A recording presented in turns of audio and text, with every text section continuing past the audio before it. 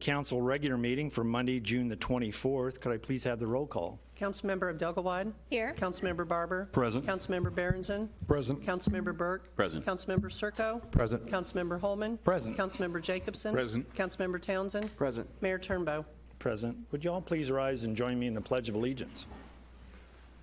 I pledge allegiance to the flag of the United States of America and to the republic for which it stands, one nation, under God, indivisible, with liberty and justice for all.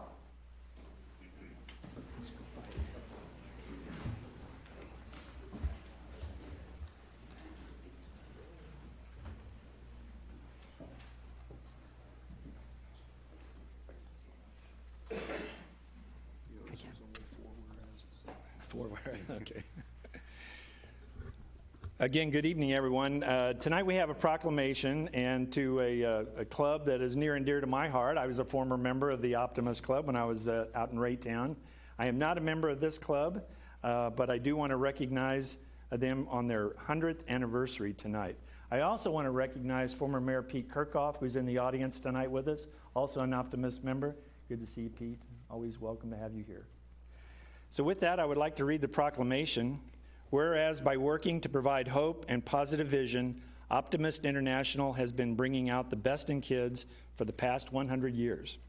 And whereas the Optimist purposes are to develop optimism as a philosophy of life, utilizing the tenets of the Optimist Creed, promote an active interest in good government and civic affairs, inspire respect for law, promote patriotism, and work for international accord and friendship among all people, aid and encourage the development of youth in the belief that the giving of oneself in service to others will advance the well-being of humankind, community life, and the world. And whereas the men and women that belong to Optimist clubs are known for their upbeat attitudes and for believing in young people and empowering them to be the best they can, and whereas the Ray-Pec Sunrise Optimist Club, chartered in June 1980, is committed to serving our community and improving the lives of children. Now, therefore, I, Christopher P. Turnbow, Mayor of the City of Raymore, do hereby proclaim June 24th, 2019 as Optimist Day throughout the communities of Raymore and Peculiar, and encourage citizens to recognize the many contributions made by the Ray-Pec Sunrise Optimist Club. In witness whereof, I have hereunto set my hand and caused the seal of the City of Raymore to be affixed this 24th day of June, 2019. And accepting tonight is Councilman Kevin Barber. You are the present president. He is the president of our chapter this year, and I will be presenting that to him. Kevin, congratulations. Turn the podium over to you. Yes, all right. Thank you, Mayor. Thank you very much. Like the proclamation says, the Optimists are turning 100 this year, which for any civic organization, that's a fantastic milestone. And our club actually is turning 39 years. And with that, we have given, Renee and I did some quick calculations, we've given well in excess of $1 million back to the community for 39 years. So I'd like to just make a point on the second whereas, encouragement of development of youth. Our club really promotes taking care of and encouraging youth. And if you think or worried about our next generation, come to one of our meetings or come to one of our students of the month. By the way, our meetings are at 6:30 a.m. at the Belton IHOP, and anybody is welcome to come except for the last Tuesday of the month, and we have an evening meeting.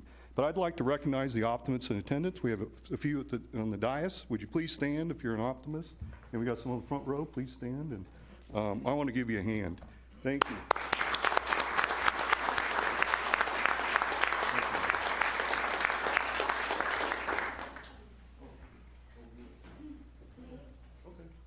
Take a picture, Mayor. Oh, sure. Yep. How about our members on the dais? Please step down with us here.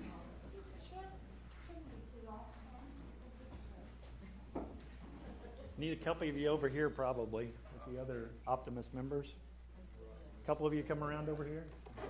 Over here. There you go. Trying to get there.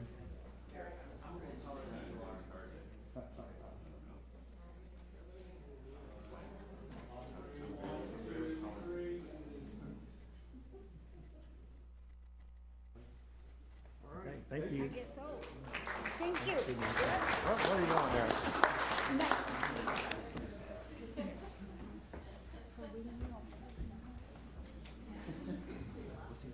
Okay.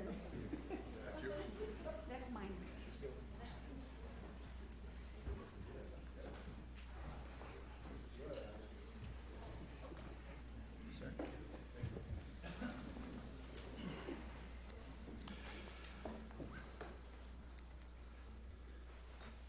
Thank you, everyone, for your indulgence. The next item is personal appearances. We have on our agenda Julia Jackson to speak on city planning and vision. Is Julia here? I do not see her, so we will move on to staff reports. Mr. Fearborn. Thank you, Your Honor. I would ask Mr. Krass to make a staff report for Public Works Department. Thank you, Mr. Fearborn. Good evening, Mr. Mayor, members of the council. Just wanted to update the council on a couple of upcoming construction projects that are in addition to my written report. The curb program is scheduled to start July 1st. They will be starting in the Meadows neighborhood area off of Dean Avenue and Lucy Webb.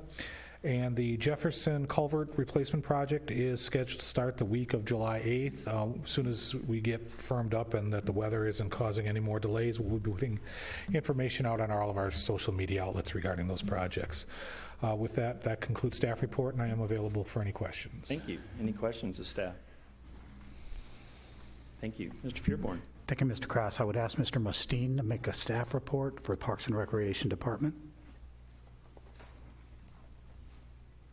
Thank you, sir. Mayor, members of the council, I would like to take the opportunity to thank the Optimist Club. They are tremendous partners for our Parks and Rec programs and special events. They do a ton for us, and we couldn't do a lot of these things without their support and their partnership. So since they were here tonight, it gives me an opportunity to publicly thank them. So thanks to them. A couple updates. I want to give an update on Hawkridge Park. We know we're seeing the finish line in Hawkridge Park, and as soon as we kind of round the corner and see there, it rains again, and we got another lap to do. So what was planned to do paving, asphalt and paving this week, the rain has kind of pushed that back, so we'll start provided the weather cooperates again, paving should begin next week. That is the key factor of finishing this job. Once the pavement's done, then it's a lot of routine stuff, just cleaning up and getting some of the main things plugged in and tied up and water turned on and things like that. So we're seeing the end. We're seeing a lot of rain too. So where the rain is helping is at Recreation Pond. The major construction and dredging of the pond was completed right before all the rains came, and if you drive by it, it is full, and it is really pretty right now. So we turned the fountain on. We got a little bit of grading to do around the banks and just some seeding, and that project will be finished, and it's going to be a great view right there at the beginning of Recreation Park. And speaking of Rec Park, this Saturday, we will be hopping with the Spirit of America celebration. Festivities start basically at 7 o'clock with food trucks, inflatables, bounce houses for kids. We have a band, The Heat, with our own Don Shepard as one of the vocalists and musicians in that band. Should be a great time. J&M Displays, they have an app that you can download on your phone that coincides with the fireworks, the show. That the fireworks will start around 9:30 p.m. or dusk. It's just kind of varies how the night goes on, but we announce that as we go. But it should be a great time. It's going to be a packed house, so if the weather cooperates and you're coming, please come early so we can make sure we get you parked. And with that, I'm happy to answer any questions. Thank you. Yes, Mr. Barber. Thank you, Mr. Mayor. Per our agreement with Missouri Conservation, we have to keep Hawkridge Lake open for fishing, correct? Yes, sir. Through the construction.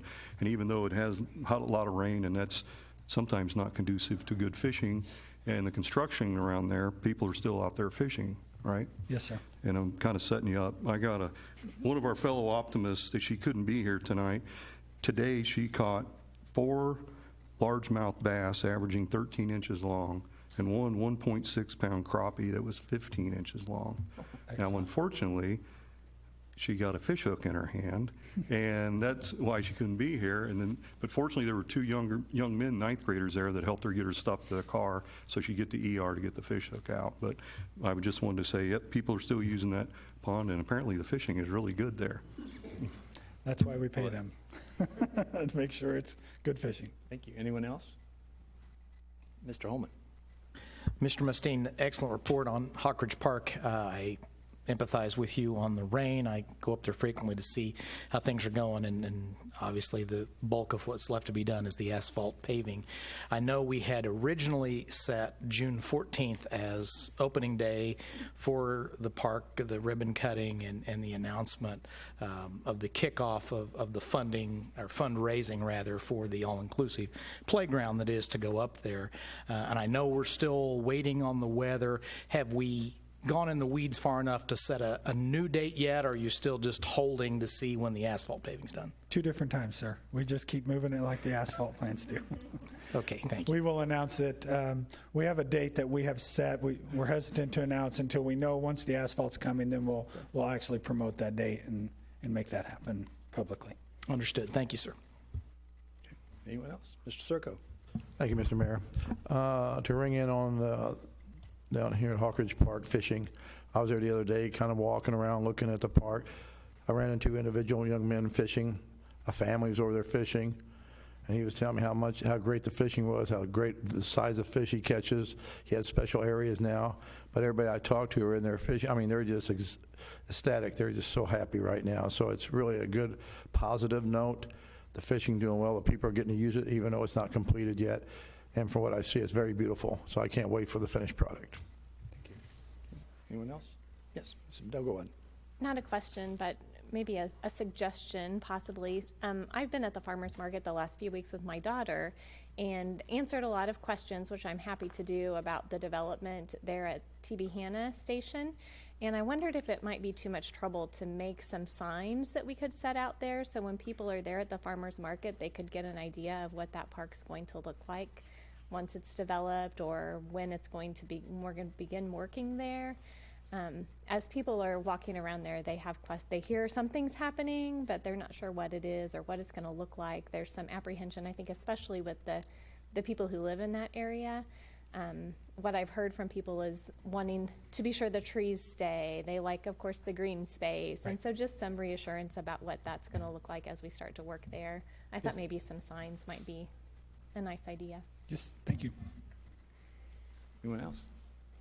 Okay, thank you. All right, thanks. Mr. Fairborn. Thank you, Ms. Mustine. I would ask Mr. Icky to make a report tonight. Thank you, sir. 2 items from the Arts Commission and the Communications Department. If you remember your Raymore history well, you know that the city had a very popular community band in its early days. Well, there's a new community band, Sounds of South Kansas City Community Band, and they're going to be performing their first show on Thursday, June 27th at 7 p.m. at Centerview. The event is free to attend. The 55-piece band is directed by Mr. John Wilson. He's the director of bands at the Raymore Peculiar High School. They'll be performing patriotic songs, show tunes, marches, and band classics, and will honor all of the branches of the military with an Armed Forces salute arranged by Bob Loudon. It's a wonderful opportunity to be recognized or have someone in your family recognized for their service. Wear your red, white, and blue and come celebrate the great American traditions of the South Kansas City Community Band. This event is sponsored by the Raymore Community Foundation and is one of the first events that the foundation has really thrown its support behind, knowing that this truly is a community coming together for this great free event. The second item I wanted to let the council, or have the council be aware of, is if you noticed in your packet, I included an item from the Arts Commission. If you happen to go by Recreation Park this week, you'll find J.T. Daniels creating the city's newest piece of public artwork. He will be out at Recreation Park at the soccer field concession stand creating the newest mural as supported by the Arts Commission. So if you have an opportunity to stop by there, definitely introduce yourself to JT as he'll be working all week. The goal is to have the full 4-sided mural completed by the time the Spirit of America Festival happens this weekend. And so we'll have kind of almost an unveiling by having one of our largest events there around the mural as a nice focal piece. The third item I wanted to talk about tonight is the free tree limb drop-off at Hawkridge Park. With the recent severe weather, The city will be opening up a tree limb drop-off site at the west parking lot of Hawkridge Park. And if you're familiar with kind of that west side, it's where the soccer practice fields are located off Loris Drive. We are accepting limbs from 8 a.m. to 7 p.m. through July 14th, so this will be every weekday and through the weekend. So they'll give you a couple of weekends, even outside of the 4th of July holiday weekend, to get limbs up there, get them dropped off. We only ask that because it'll be our folks chipping up those limbs, for mulch, that you do trim them down to roughly 4 to 5 feet. We ask that there be no bagged items, so no bag leaves or bagged yard waste, just limbs and other tree debris. I'm happy to answer any questions. Thank you, Mike. Yeah, I was kind of curious about when we were going to promote that as well, so thank you. Mr. Burke? Thank you, Mr. Mayor. A question about the band concert. Did you say the band is going to be outside or are they going to be inside? The band will be inside for this event, yes. All right, thank you. Anyone else? Mr. Holman? Not a question, but a comment. I am really impressed, Mr. Icky. I'd seen in the weekly report about the sounds of South Kansas City being here at Centerview, and with the theme of the music they're playing comes right certainly on the heels of our celebration and then the 4th of July. Great timing. It's now starting to make, at least this year, our event not just solely centered on a couple of hours on the weekend before the 4th, but leading into it, we've got an event, and then the unveiling of the mural is, all this timing is perfect, sir. A job well done. Thank you. Anyone else? Not Mr. Fearborn. Thank you, Mr. Icky. Next week, July 1st, the council's work session. We currently have 3 items on the work session agenda. It's a joint meeting, one of the regularly scheduled joint meetings with the Arts Commission. There will be boards and commissions, kind of an unusual presentation with this in that it is, we'll be presenting to the council the newest TIF commissioner, which is actually from the other taxing districts, so the council doesn't actually approve that one, the other taxing districts do, but we thought we'd introduce you to that individual. And there will be a presentation from Ms. McGee on the foundation, kind of a status report and an overview of the city's foundation. That concludes staff reports this evening, sir. We're open for questions. Thank you. Anyone have any questions, Mr. Fearborn? If not, we'll move on. Next item we have is the consent agenda. We have 3 items under the consent agenda. I would entertain a motion to dispose of the consent agenda. Mr. Mayor? Mr. Holman? I move that we approve the consent agenda as presented to include item A, City Council minutes from the June 10th, 2019 City Council meeting, the City Council, item B, the City Council special meeting minutes from June 17th, 2019, and item C, the Recreation Park Ball Field Lighting Project acceptance and final payment. Thank you. Is there a second? I will second. Motion's been made and seconded to approve the consent agenda, all 3 items. Is there any further discussion? Hearing none, all those in favor of the motion? Motion carries 8-0.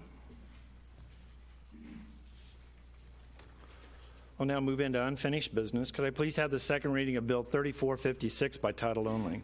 The second reading of Bill 3456 by title only. An ordinance of the City of Raymore, Missouri, vacating all easement rights, including a sewer line easement to lift station easement and an access road easement, all individually identified in the right-of-way easement granted by Bertie Owen on November 27, 1978, and recorded in the Cass County Recorder of Deeds as document number 81367 in Book 730 at page 178, all in the City of Raymore, Cass County, Missouri. Thank you. I'd entertain a motion to dispose of the second reading of Bill 3456. Mr. Mayor? Mr. Holman? I move that we approve Bill 3456, vacation of easement, the Good Ranch. Thank you. Is there a second? I will second. Okay, the motion's been made and seconded to approve the second reading of Bill 3456. Any further discussion? Hearing none, all those in favor of the motion? Motion carries 8-0. Okay, please have the second reading of Bill 3452 by title only. The second reading of Bill 3452 by title only. An ordinance of the City of Raymore, Missouri, authorizing an amendment to the fiscal year 2019 capital budget to provide additional funding support for the meter conversion project. Thank you. Is there a motion to dispose? I'd entertain a motion to dispose of the second reading of Bill 3452. Mr. Mayor? Mr. Holman. I move that we approve Bill 3452, fiscal year 2019 budget amendment meter conversion project. Is there a second? I will second. Thank you. Motion's been made and seconded to approve the second reading of Bill 3452. As part of the discussion, as we move into that, Mr. Fearborn, could you kind of recap that again so folks know? Because that was kind of a large amendment with regard to meter conversion and what it's going to be able to accomplish. Certainly, what this will do, sir, is move money in the water connection fee fund from available fund balance up to the dedicated project that is the meter conversion project. There are two components to this. One is we got the final count on the number of meters that we needed, and it was higher than the original count was.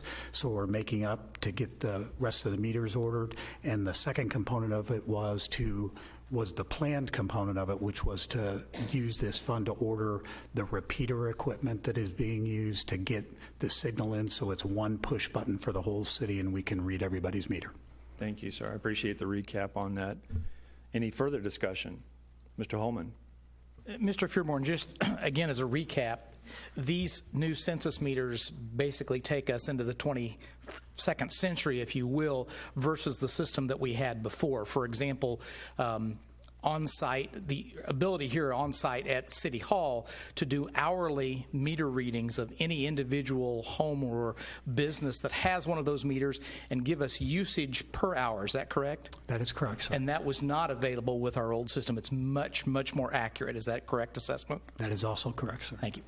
Thank you. Anyone else? Any further discussion? Hearing none, all those in favor of the motion? Motion carries unanimously, 8-0. Could I please have the second reading of Bill 3457 by title only? The second reading of Bill 3457 by title only, an ordinance of the City of Raymore, Missouri, authorizing the city manager to enter into a contract for $46,714 with R.L. Phillips Construction, Inc. for the renovation of the old post office building as part of the T.B. Hanna Station improvements. Thank you. I'd entertain a motion to dispose of the second reading of Bill 3457. Mr. Mayor, Mr. Holman. I move that we approve Bill 3457, T.B. Hanna Station Improvements, Station House Renovation. Thank you. Is there a second? I'll second. Thank you. Motion's been made and seconded to approve the second reading of Bill 3457. Any further discussion? Hearing none, all those in favor of the motion? Motion carries unanimously, 8-0. Could I please have the second reading of Bill 3460 by title only? The second reading of Bill 3460 by title only, an ordinance of the City of Raymore, Missouri, establishing an intergovernmental agreement with the Raymore Peculiar School District to provide school resource officer services for schools in Raymore and the East Middle School. Thank you. I'd entertain a motion to dispose of this item. Mr. Mayor, Mr. Holman. I move that we approve Bill 3460, agreement with the Raymore Peculiar School District for SRO services. Thank you. Is there a second? I'll second. Motion's been made and seconded to approve the second reading of Bill 3460. Any further discussion? Hearing none, all those in favor of the motion? Motion carries unanimously, 8-0. Could I please have the second reading of Bill 3461 by title only? The second reading of Bill 3461 by title only, an ordinance of the City of Raymore, Missouri, authorizing the city manager to enter into an agreement with Kansas City Audio Visual for the purchase and installation of an AV production system and outdoor speakers for Centerview in the amount of $50,675.96, and authorizing the city manager to approve change orders within established budget constraints. Thank you. I'd entertain a motion to dispose of the second reading of Bill 3461. Mr. Mayor, Mr. Holman. I move that we approve Bill 3461, award of contract, Centerview Audio-Visual Production System outdoor speakers. Thank you. Is there a second? I'll second. Motion's been made and seconded to approve the second reading of Bill 3461. Any further discussion? Hearing none, all those in favor of the motion? Motion carries unanimously, 8-0. Could I please have the second reading of Bill 3465 by title only? The second reading of Bill 3465 by title only, an ordinance of the City of Raymore, Missouri, authorizing the city manager to enter into an agreement with Constable Sanitation to provide waste disposal services for the City of Raymore in accordance with the request for proposal submitted for RFP 19-006. As you are all aware, we actually had a special meeting for the first reading last Monday night. A lot of information was presented at that meeting. Much of it is attached to the agenda tonight. Hopefully you've had an opportunity to recap and kind of review what was said last Monday night. So I would entertain a motion to dispose of the second reading of Bill 3465. Mr. Mayor, Mr. Holman. I move that we approve Bill 3465, award of contract residential waste collection. Thank you. Is there a second? I will second. Thank you. The motion's been made and seconded to approve the second reading of Bill 3465. Any further discussion? Mr. Holman. Sonia, go ahead. Thank you. I was just going to share that kind of a kudos to staff from Constable and the city after our meeting and the communication that has been sent out from the city. I have only heard positive things from people. They feel very informed and very positive about this contract. So I'll be in favor. I would agree. Thank you very much. Mr. Holman. I concur with Ms. Abdelgawad's comments. I received my postcard in the mail today. For those of you that don't realize that, that has typically been the venue of the city. We have done most of the communications when it comes to one of our providers or our vendors. In this case, Constable does that themselves. In fact, they were clear with staff early on that they would take over the majority of the communication to include a survey, which they will be sending out. I don't remember the frequency, but we talked about it last week, and so I look for good things with our new vendor should this item pass. Thank you, sir. Mr. Berenson. Thank you, Mr. Mayor. I'd like to congratulate Constable Sanitation for winning the award of contract. And I will let them know again, the citizens of this city expect great service. They get that from the city staff here, from the water department and other utilities. And so there will be a lot of eyes on you. Please keep doing what you're doing. You've done a great job so far earning this contract and communicating. So again, please keep doing that. We look forward to a great relationship with you. Thank you. Thank you. Anyone else? There's no further discussion. All those in favor of the motion? Motion carries unanimously, 8-0. Next item is under new business. I would like to reiterate, as there's a lot of interest on the next item on the agenda, so that before we get into new business this evening, I wanted to reiterate our public hearing procedures on what may be a lively discussion item. First, for those who wish to address the council this evening during the public hearing, I will require the following with regard to the rules of conduct. At the appropriate time, if you wish to speak, please proceed to the podium, state your name and address, and don't forget to sign the sign-in sheet that we have there so we have the proper spelling of your name and your address. Please keep your comments to 5 minutes or less. Please turn off your cell phone or put it on silent. Please, no public displays such as applause, cheering, or loud comments that may disturb the meeting, the speaker, or the council members up here. While you may not agree with the person speaking, please treat everyone with courtesy and respect during the meeting. It furthers no one's cause to act belligerent or disrespectful. I would also ask that if you are adamant about expressing your favor or opposition, that if someone else has already made your argument, that you merely state you favor or oppose the bill being considered, and your position will become part of the record. There's no reason to continue to argue the same points or points. With that said, thank you for your attention, and let's proceed. Could I please have the first reading of Bill 3458 by title only? The first reading of Bill 3458 by title only, an ordinance of the City of Raymore, Missouri, amending the Unified Development Code. Thank you. This item requires a public hearing. I will open the public hearing at this time and ask for a staff report. Thank you, Your Honor. I would ask Mr. Carteret to make the staff report on this agenda item. Thank you, sir. Bill 3458 does propose the 30th Amendment to our Unified Development Code, specifically regarding the keeping of fowl on smaller residential lots. As this is amending our Unified Development Code, we did have to advertise and hold a public hearing this evening. With that, there are a number of items to the record that I want to include, all that were included at the back end of your packet that was part of the report this evening. So we want to include the Growth Management Plan, our Unified Development Code, the notice of publication in the Journal for this evening's public hearing, the staff report that was submitted to you this evening, Photographs were submitted by Jeff Adams at the Planning and Zoning Commission meeting. Resident comments that were included in the 2019 citizen survey. These were comments that were made at the very end of the survey. If they generally made a comment regarding how they felt about the keeping of chickens, that we included those in that overview of the overall comments. Exhibit 7 is the citizen survey results, specifically to the question that did include backyard chickens. Exhibit 8 is the photographs that were submitted by Susan Dooley at the Planning Commission meeting. Exhibit 9, the comments that were submitted by Planning and Zoning Commissioner Melanie Armstrong.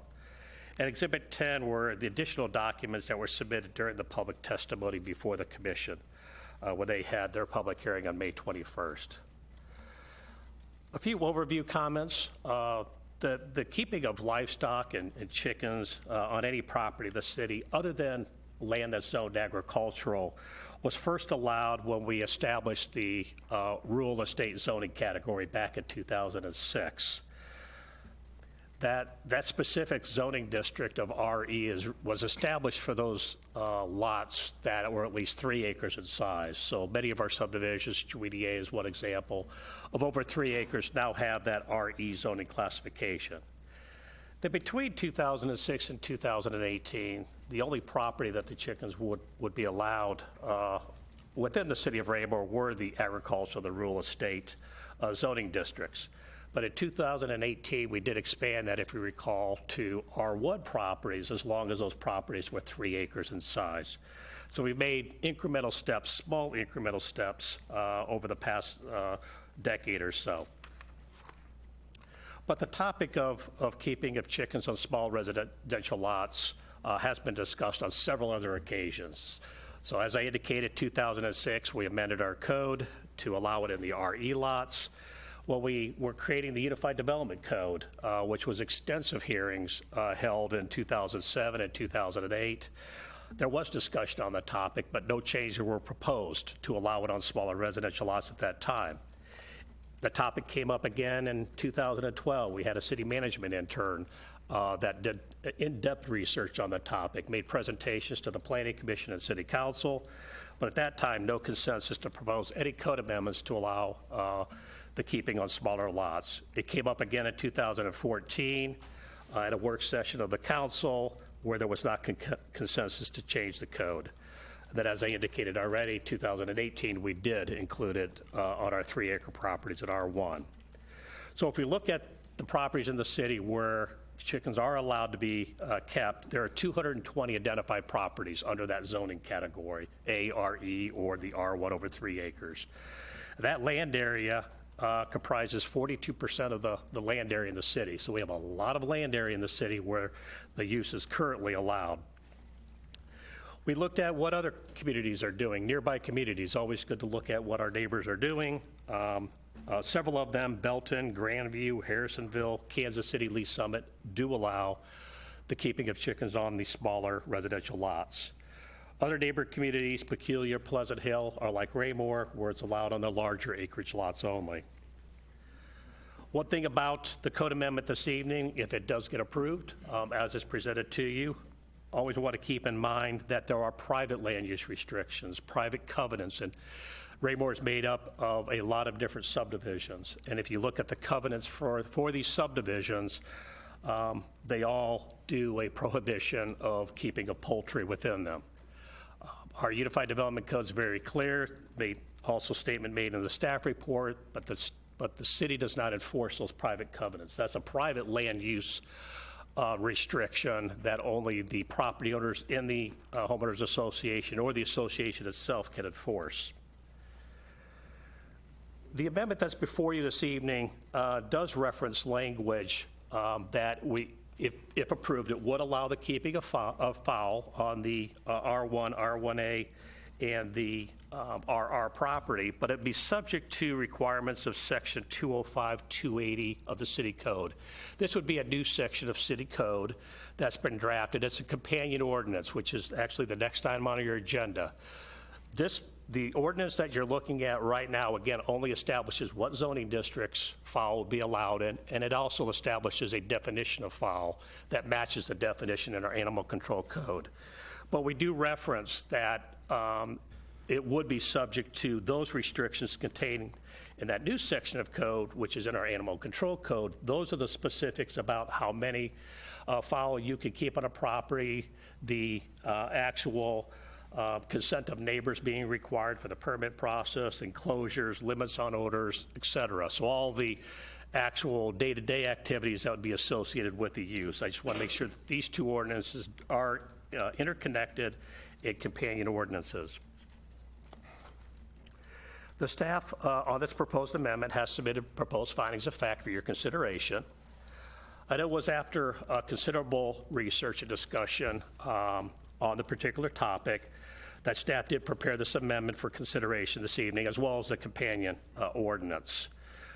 And they were written in a manner so if the decision was made by the council to allow the keeping of fowl on the smaller residential lots, that the requirements would be in place to be adequate to allow for proper administration and enforcement. We wanted to present an ordinance to the Planning Commission and Council that if it was adopted, that staff being code enforcement, development services, animal control, that we could properly administer and enforce. We wanted to make sure that we gave you something that could be utilized and adequately administered and enforced. Staff would not support approval of this amendment if that companion ordinance is not approved. You have to have both of them, in our opinion. So the staff isn't making a specific recommendation on the ordinance before you this evening. We're neutral on that. Again, we wrote it to make sure that it was something that we could stand behind if council adopted it. But if the language is altered, staff does request an opportunity to review the altered language and to offer a recommendation at that point. Planning and Zoning Commission did hold a hearing on this back on May 21st, but they did not obtain the required number of votes for a binding recommendation to be submitted to you this evening. So there's no majority vote that evening, as the vote was 4-3 on a motion for recommendation of approval. And at the Planning Commission, 5 votes constitute a majority of the commission. So in accordance with the Unified Development Code, when that situation occurs, the amendment is forwarded to City Council with no recommendation coming before you. So again, all the exhibits that were presented to the commissioner were included in your packet, as well as the minutes from that hearing. There was a lot of discussion provided at that public hearing, so we gave you a copy of those minutes. And at this time, that concludes staff report on this item. Thank you, Mr. Carteret. Any questions of Mr. Carteret? Anyone? If not, I'll remind everyone that the public hearing is now open. If anyone from the public would like to address the council on this specific topic, please step forward, state your name and address for the record, and keep your comments to 5 minutes or less.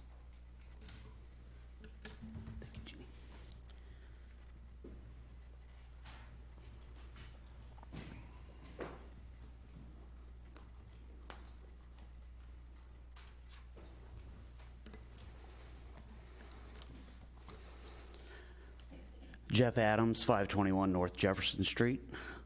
Mr. Mayor, council members, city staff, thank you for the opportunity to address you tonight. The question of allowing backyard fowl has been discussed at some point for years with no measurable support of the overall population. The supporters may bring up children here saying how great it is or would be to have chickens. Kind of reminds me of the kid that begs for a puppy because he'll walk it and feed it and more, and then it's mom or dad that does the work. Fowl do not belong in residential neighborhoods.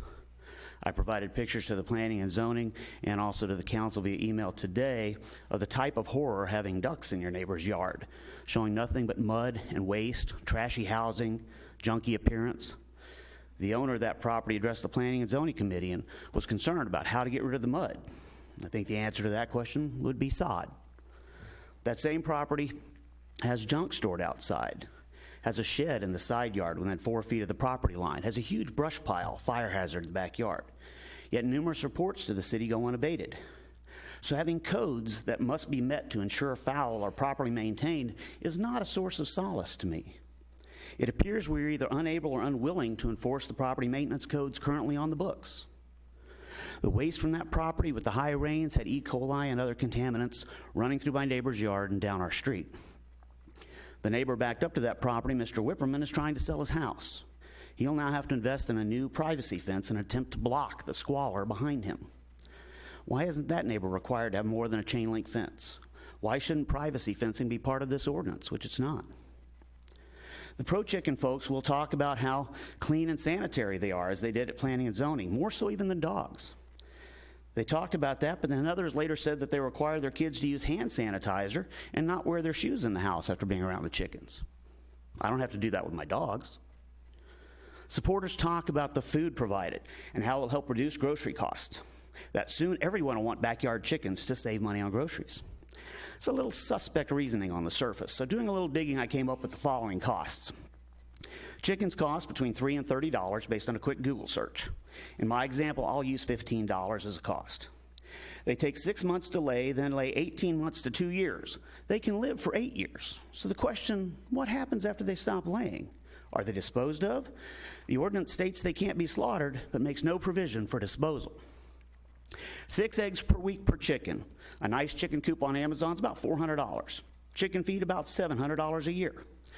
I figured permit fees at $20 based on the cost for an unneutered dog or cat. Medical costs, I use $50 per year per chicken. My dog vaccinations are about double that. So let's say 6 chickens at $15 each, permits of $20 each, annual medical costs of $50. Feeds about $700 a year, and a nice coop about $400. So assuming your hens start laying 6 eggs per week, after their 6-month initiation period, you'll get 78 dozen the first year. The cost of those eggs is about $20.64 a dozen. Now in year 2, you'll get more eggs, as they'll hopefully lay all year. Some of your costs are lower, no new coop or anything, so the 156 dozen eggs they produce will only cost you about $7.18 a dozen, for an overall 2-year cost of $11.67 per dozen. So even if the research I did about the cost of feed of $700 was wrong, let's say it was half that. The 2-year cost is still $8.68 a dozen. Eggs at Sam's today are 92 cents a dozen. And that's just chickens, which frankly aren't really noisy. I'm 4 doors away from the ducks, and I can hear them almost every day, all day, every day. The idea of 6 turkeys all day gobbling is disturbing, whether it's next door or 4 doors away, where I'd have no say in preventing them. Please do not approve this ordinance. We do not legislate to appease a small minority at the cost of the majority. We legislate for what is best for most of Raymore, and foul in R1 subdivisions is not a step in the right direction. We don't want to be Belton or Grandview. We want to be Raymore, a place that we like to live. Thank you for your time. I appreciate it. Thank you, sir. Thank you. Anyone else care to address the council at this time? Yes, ma'am.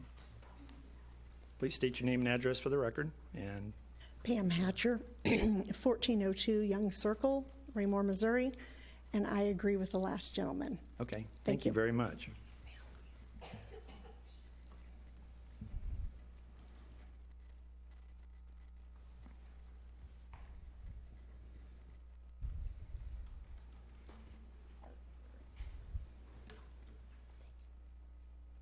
Anyone else? Please state your name and address for the record. Melody Wu. Address is 801 South Franklin. Good evening. I am here representing the Raymore Urban Chicken Coalition in support of bringing backyard chickens to our city. Standing behind me tonight are fellow members who have once again come out to show their support to our elected officials of this initiative. I'd like to thank Mr. Carteret for his very detailed summary of the formal discussions that have occurred since 2006. The informal discussions have been much more prolific, and now we have formed an official citizen group due to the lack of forward progress. The topic of urban chickens is not new to Raymore, but the time has come to move forward with responsible planning and implementation of new codes. Mr. Adams' examples are exactly why we need to move forward with those codes. Our Planning and Zoning Commission missed a golden opportunity to enrich our community in May, something that generally falls to Parks and Rec. While we do believe parts of the amendment need improvement, we trust that the code was written in good faith. Moving forward, we certainly welcome the opportunity to leverage our group experts to work in coordination with the city to improve and enhance the code to benefit all parties involved, the keepers, the neighbors, and most importantly, the hens. Raymore Urban Chicken Coalition's goal is to help the city of Raymore capture this opportunity and build from it. We are a growing, real-life group of citizens asking our city to allow the keeping of backyard hens. Hens that we can bond over, socialize about, and in turn strengthen the fibers of our community together.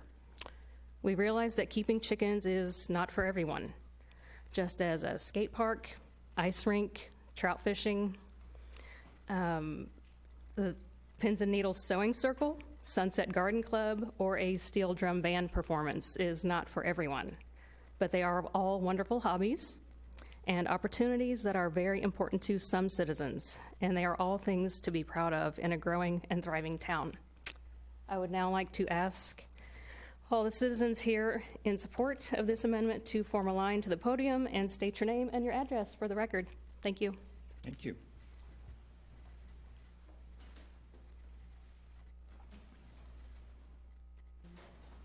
My name is Cheryl Dunham, and I live at 404 North Park.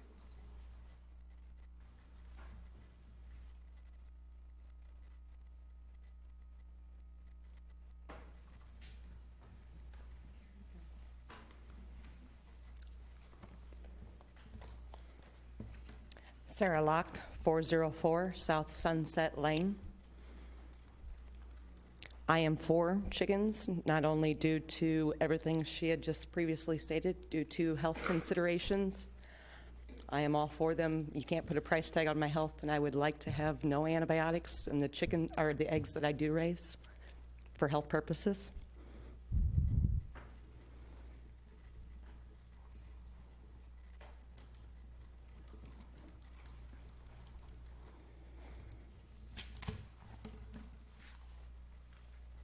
Good evening, Mayor, Councilman, City staff. My name is Kenny Filer. I live at 806 North Madison, and I also agree with having chickens.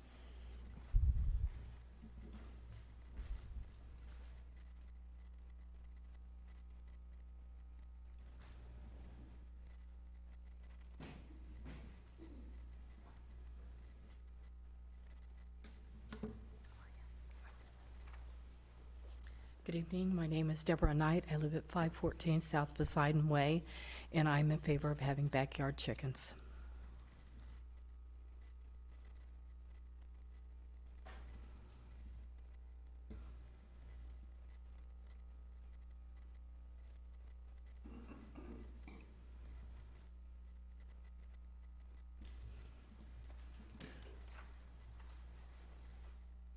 My name is Crystal Slover. I live at 604 Condor Street, and I'm in favor of backyard chickens.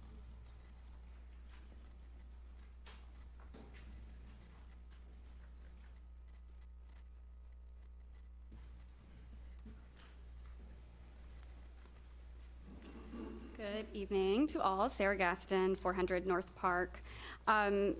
Few things. I know I've talked to a lot of you individually.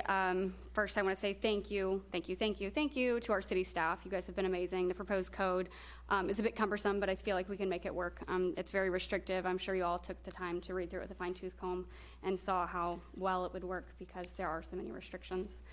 I get a lot too when I'm talking to you a lot.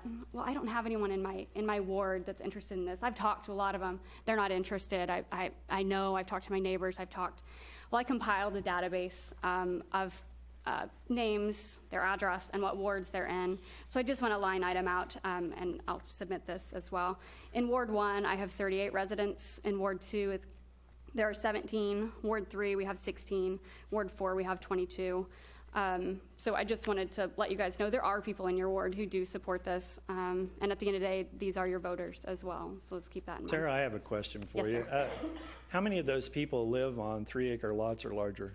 Well, I don't know how many 3-acre or larger lots are there in Ward 1, on Ward 2, on Ward 3. I mean, that's There's a 220 question in you the could city. answer. Yeah. That was I'm just kind of curious. I can tell you of the people that currently are on this list, I think only 3, maybe 4 currently have chickens because otherwise they're not allowed. Yeah, but their names, addresses, door knocking. Okay. Make sure you get your solicitor's license first, though, right?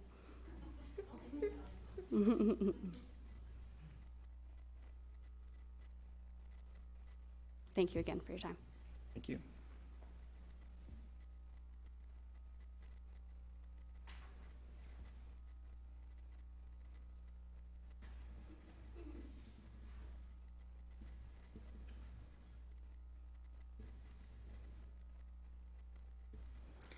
Good evening. My name is Dorinda Leiter, and I live at 11501 East 195th Street. So I am outside of city limits, and I have 5 acres. So my daughter and I own Fluffy Feet Farm. So we raise silky chickens, and my daughter raises them for 4-H. And I'd highly recommend it for Raymore as an up-and-coming city.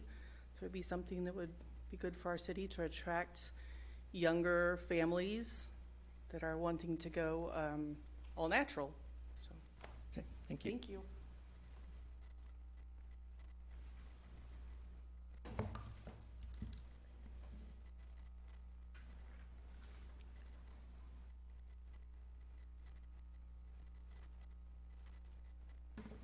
Hello, I'm Susan Dooley. I've spoken to you before about chickens, if anybody's been around that long. First of all, again, thank you to Mr. Carteret and Mr. Gress and all the staff. We appreciate all their hard work and research. We know they put a lot into it, and we appreciate what they've crafted. It is strict, it is restrictive, but we're all for it. We want to be good chicken owners. We want to be good residents of Raymore. I think we can all agree that what we want of Raymore is to be, to keep it looking nice and to show people how much we love our community. We acknowledge your fears. No one wants a smelly chicken place next door. We are proud of the city, and we want to keep it something to be proud of. I wanted to just kind of go over what Mr. Adams said.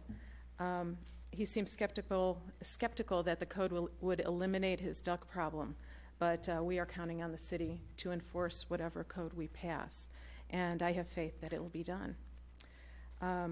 When he was talking about having a privacy fence, the code does specify that the coop not be visible from the street. Hens don't just lay for 2 years. They generally will lay up to 4. And also, hens that don't lay anymore, generally, this group is more motivated by love and care and animal, just having pets mostly, that return the favor by giving us food. There is a group called Second Hen, HEN''D, and they take in hens that have passed their laying years. So there is a place to take them. Okay, that's all I wanted to say about his stuff. We promise to you that we will put all our effort into making a few backyard chickens something that Raymore would be proud of. And if we do it right, you won't even know that we have them. Trust us and give us a chance to do this right. Thank you. Thank you. Good evening. Evan Martinez. I live on 1900 Sequoia Drive, and I am for chickens. Okay, thank you.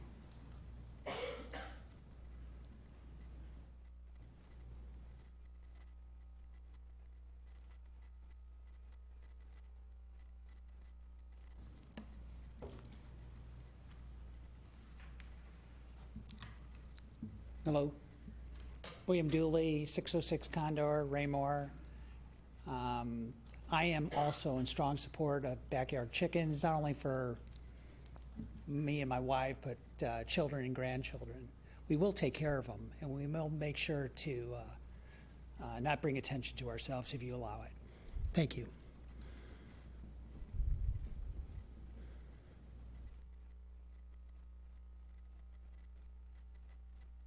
Thank you.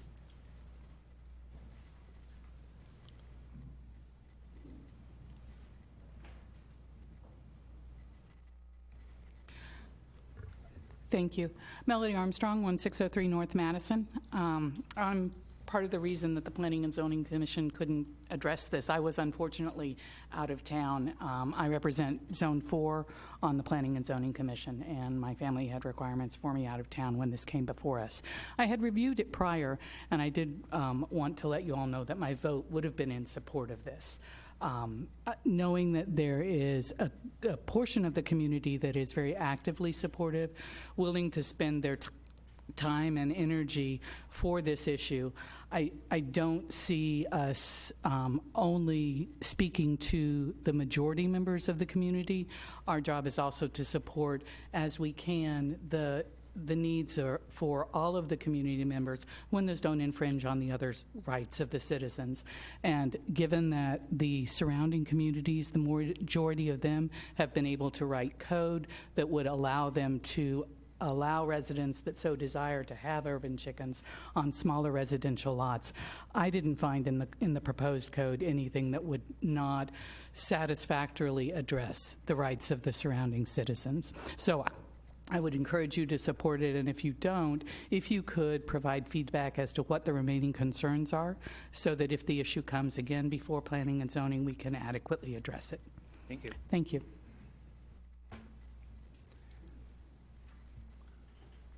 Anyone else care to address the council in opposition or in favor of this particular item? Seeing no one, I'll close the public hearing at this time and would entertain a motion to dispose of this item. Mr. Berenson. Mr. Mayor, I'd like to propose a motion in favor of this with the following changes. I would like to change the definition of fowl to read chickens and ducks, hen species only. And I'm not sure how we're going to do that. We could do that in the companion ordinance maybe. My thought is to not allow roosters, obviously, but not allow You're discussing your Yeah, item. you're right, Could sorry. Could I hold to the motion? Yeah, so I'd like to propose the motion put forward and make the following change to read female chicken and ducks only. Thank you. Is there a second?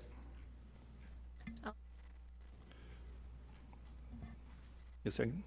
Motion been made and seconded to approve the first reading of Bill 3458 with the following amendment regarding the definition of fowl to be changed to chicken and ducks. Is that correct? Yes. Motion been made and seconded. Is there any further discussion? Oh, could I get a? I believe he said female chickens. Yes. Female chicken, okay. Any further discussion? Mr. Berenson. Thank you, Mr. Mayor. I will start off with offering a bit of a mea culpa. I am the person that asked this to be presented to the council, so for those opposed to it, you can vent some of that towards me. I also want to separate a little bit of the perception from the reality of chickens. I myself, I live on 5 acres. We have 44, 45, I lost count, chickens, 2 ducks. The pen that my chickens live in is about twice the size of an average small backyard. I clean the pen twice a month. I don't get runoff from my chickens. I don't have any smell or any odors. I know there have been a lot of concerns, but I think this measure that we have here eliminates a lot of that by reducing the amount of chickens. You know, perception is that chickens are dirty and they stink, and that is true if they're confined or you have too many in any one spot. But allowing only 6 of them in a backyard, it's not enough hens to really create any kind of measurable odor. I also want to address the citizen survey. If you read the citizen survey, I believe the question was roughly what are your top 5 priorities in the city, and backyard chickens did not score very well. I don't think this is by any means an accurate measure of what our citizens think about backyard chickens. It simply says that there are a lot more things in the city that are more important than backyard chickens, and I would agree with that. I did not receive the survey, but had I received that, that would not be a top 5 issue for me. So again, I know at the Planning and Zoning Commission, there was some discrepancy there that 95% of the city didn't want them on the survey. That couldn't be further from the truth. The survey did not measure that. One of the issues brought forth also is what are we going to do with the HOAs? I know there are people that are concerned that the neighborhoods that have HOAs, that we cannot police that. I would like to put a measure in there where we could not allow it in an HOA. In talking to legal counsel, I know that sets a precedent that we're unwilling to do. I will add, though, that if you are in an HOA or a neighborhood that does not allow this, you still have to have permission from your abutting neighbors. So even if your HOA does not allow it, assuming somebody, even though they're not allowed to, comes to us for a license or a permit, receives that permit, during that permit process, they still have to get permission from the 3 or however people whose property abut theirs. So I think that would rule out most of them, if not all of them. And I also don't really think it's the city council's job to legislate in accordance with HOA rules. I think that's kind of muddying the waters, and I don't think that's our job to do that. I think the law also favors unencumbered use of one's own backyard. I mean, the people that support this are merely asking to have a few pets in their backyard. We're not asking to have anything that's unreasonable. I mean, we've set so many restrictions on this that I think you won't notice most people having these. If you don't want them in next to you, then you don't have to. If somebody two houses down have them, I don't believe you would even notice it. And I want to lastly address a couple things that Mr. Adams brought up. I have seen the pictures you sent us, Mr. Adams, and I would agree, ducks can be disgusting. They're not chickens. And I want to separate that from what we have here. If we don't pass this tonight, every person here in the audience, all these homeowners could have, I don't know, 8 ducks, 12 ducks. Is there a number? Is there a limit on them? We need this ordinance, and it would help rectify that situation. The pins that they have to match the architecture and the building products of the house that they're with. There's a lot of things in there that would help and would fix that. That's really all I had. So again, I appreciate all the work from city staff. I know this was a lot, and again, thank you for everything, and look forward to more discussion up here. Thank you, Mr. Mayor. Thank you. Any further discussion? Ms. Abdelgawad. Thank you, Mr. Mayor. I just want to take a minute and thank all the people who came out to share your opinions, whether in favor of this or against this. I think having the community involved in what we do up here is a great thing. I always like to see faces out there and not empty seats, whether I agree with you or not. That's what government in the United States is all about. It's about people being involved. I seconded this so that we could have more conversation about it, although I have to admit, Mr. Berenson, I question what your issue is with doves or Cornish hens or pigeons. But I understand the intent. I personally have talked to more people in the city who are either in favor of this or who don't really care either way. They feel like the ordinance is detailed enough that, as I think Susan said, if we do it right, people around us won't even realize we have chickens in our backyard. I think you can have a few chickens and no one would really notice. I grew up with chickens not in my yard but at my grandparents' house, and they had lots of chickens, and there were times we didn't even really realize they were there. They are not as stinky as people think, not as dirty as people think, not as annoying as people think, and especially if we're only looking at a few. That's my experience. But ultimately, my decision tonight comes down to more people are in favor of this or just don't care. They may not want to have chickens, but it doesn't bother them if their neighbor has chickens. They don't believe they're going to be annoyed by chickens next door or down the street. I have heard from a few people who are not in favor of this.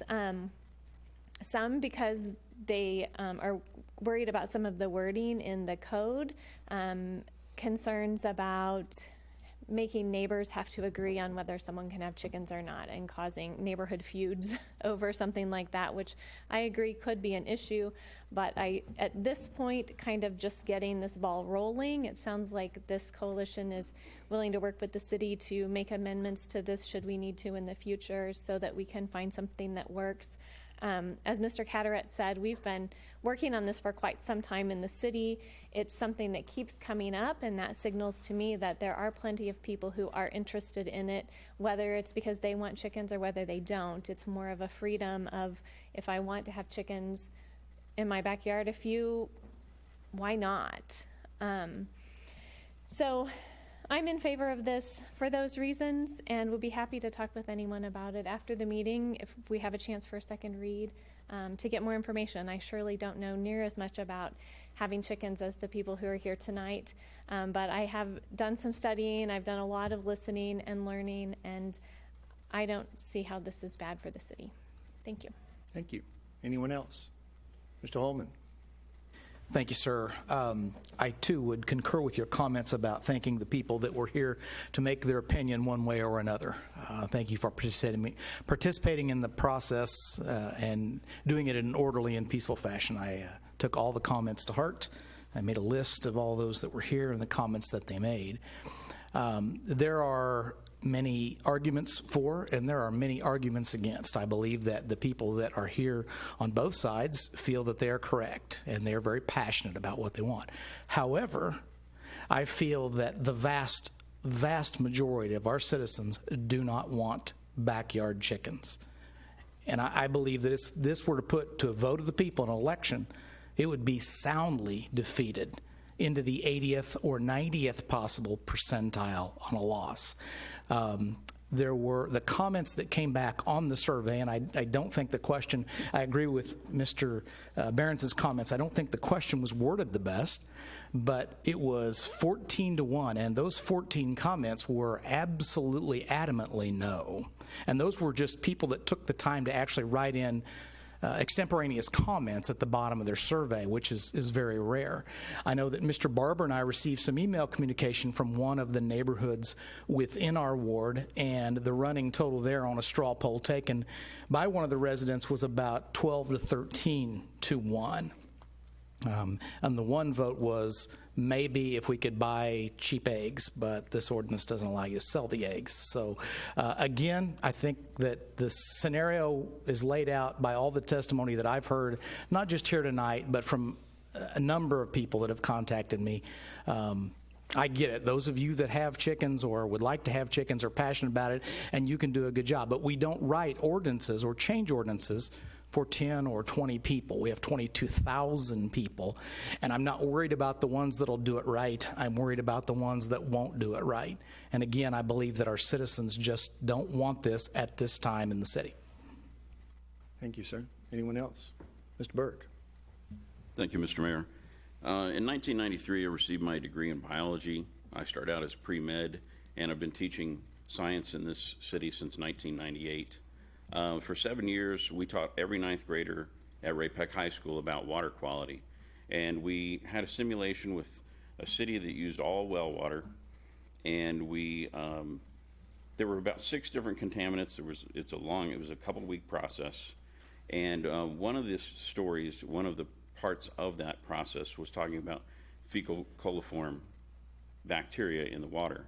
And that was something that we were able to test for in the fictional story. It was about a farm that had a poultry farm right next to a river, so that was obviously a bad situation. But in my research, I've done quite a bit of research. We've been talking about this, I think the first time I was on planning and zoning in maybe 2012. We talked about urban chickens that evening, and it was something that people said that we had talked about, or that the city had talked about for years. Second point, April 2015, I was elected. That night, a home that I can see from my house had over 5 or 6 dead chickens in the garage. The people were keeping chickens in their home. No one in our neighborhood wants to see that again. It took months for the police and zoning to find a way to see just what was going on that property. We can't just go and look in windows. We can't do things to aggravate people's rights. But they were violating our rights as neighbors. what happens to the new owner? Do they get a say? What happens if I want to sell my house and there are chickens next door? Does that mean every person that, and if we're looking at possibly, I'm going to go low, I'll go 65%. Let's say 65% of the people don't want chickens next door. Does that mean I can't sell my property? Can I ask the neighbors to hide their chickens so I can sell it? And then, surprise, your neighbors to chickens. The last point I wanted to make is I have built a chicken coop. I built a chicken coop in Independence on acreage, so I do know a little bit about chickens. And one thing about chickens is the wet fecal matter travels in water.